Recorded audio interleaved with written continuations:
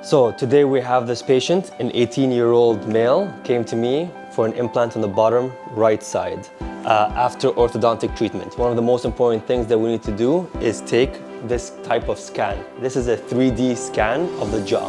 The reason that's so important is we can prosthetically plan our implant. We can create a tooth and know exactly where we want to place the implant virtually and have an understanding of where the nerve is. So here you can see the implant that we just placed.